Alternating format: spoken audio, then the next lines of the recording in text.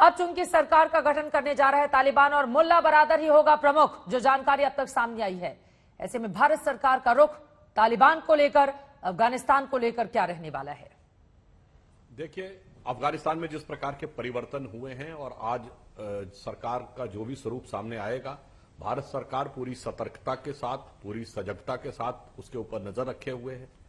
जैसा कि पहले भी बात आई थी, हमने तालिबान को कोई मान्यता अभी तक नहीं दी है, परंतु वहां के घटनाक्रम में क्या परिवर्तन आएगा इसके ऊपर हमें नजर रखते हुए उचित समय पर उपयुक्त निर्णय, जो भी हमें प्रतिक्रिया देनी होगी वो देनी होगी। कारण यह है कि अगर हमारे पड़ोस में इतना बड़ा जियो स्ट्रेटेजिक चेंज आता है तो उससे हम ये सोचे कि हम पूर्णतः अछूते रहेंगे, तो मेरे विचार से ये कदापि अनुचित होगा। हम ये कहें कि हम एक स्थापित राजनीति ये रखेंगे कि हम किसी प्रकार की कोई भी इंगेजमेंट ही नहीं रखेंगे, तो जब तक हमारे भारतीय नागरिक वहां पर हैं, निकल के नहीं आए हैं, जब तक हिंदू और सिख, वो भले ही अफगानी नागरिक हैं, वो निकल के नहीं आए हैं, तब तक तो हमें उनके निकलवाने के यत्न करने के लिए यदि किसी भी प्रकार की कोई वार्ता भी करनी होगी तो वो भी हमें करेंगे।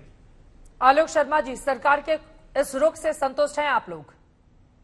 क्योंकि मुझे लगता है कि सरकार की एक दिन की नाकामी नहीं है। ये प्रकरण पिछले 3 साल से चल रहा था और सरकार के पास किसी तरह का कोई रोड मैप पिछले 3 साल भी नहीं था। आज अफगानिस्तान के चारों तरफ के देशों में देखिए, कोई भी देश है। आलोक जी की आवाज नहीं आ पा रही है, दोबारा से उनसे हम संपर्क करेंगे। फिलहाल अब आलोक जी अपनी बात को आगे बढ़ाइए, बीच में बरादर तमाम लोग छोड़े गए पाकिस्तान की जेलों से कर रहे। जब अमेरिका ने वापस जाने की नीति बनाई तब हम क्या कर रहे थे? हम नमस्ते ट्रंप कर रहे थे और अब नमस्ते तालिबान करने की दिशा में ये सरकार बढ़ती हुई नजर आ रही है। और इसमें सबसे बड़ा जो हमें दुख रहा है इस बात का कि 35,000 करोड़ रुपया हिंदुस्तान का लगा और अभी सुधांशु भाई ने कहा कि हम अछूते नहीं रह सकते। आज हमारी सरकार, हमारा देश इस पूरे प्रकरण से पूरी तरह से अछूता है। आज चीन, रूस, पाकिस्तान तीनों मिलकर उन्होंने वहां पर सत्ता परिवर्तन किया। 35,000 करोड़ रुपया जो हमारा लगा था वो पानी में चला गया। आज हमारे जो जियो स्ट्रैटेजिक जितने हमारे हित थे वो पूरे अहित में बदलते चले गए और प्राइम मिनिस्टर की तरफ से या किसी भी तरफ से कोई आधिकारिक बयान अभी तक नहीं आया है। हक्कानी नेटवर्क जैसा व्यक्ति अगर विदेश मंत्रालय और रक्षा मंत्रालय पर साथ वहां पर काबिज होगा। और पिछले 3 दिन की जो स्टेटमेंट है, सोहेल शाहीन की स्टेटमेंट कि भारत अगर शर्त रखता है तो हम तालिबान भी शर्त रखेंगे। दूसरी स्टेटमेंट कि जम्मू कश्मीर के लोगों की आवाज हम उठाएंगे। सरकार का पूरी तरह से ये फेलियर रहा है कि विदेश नीति के मामले में आज नेपाल चाइना की गोद में है। मोदी जी के समय नेपाल चाइना हम जाएंगे, अभी रहते हैं तालिबान और अफगानिस्तान पर ही रहते हैं। आलोक शर्मा जी, आपने कहा जल्दी से सुधांशु जी इसका मैं जवाब चाहूंगी। वो कह रहे हैं कि नमस्ते तालिबान करने जा रही है सरकार और हमारे जो पैसे, जो निवेश हमने कर रखा था अफगानिस्तान में, वो सब कुछ डूब चुका है। और इसके साथ ही कश्मीर को लेकर भी उन्होंने बात कही है। कश्मीर पर तालिबान का ये जो नया रुख है यकीनन वो हैरान करता है। ऐसे में क्या करेंगे फिर आप लोग?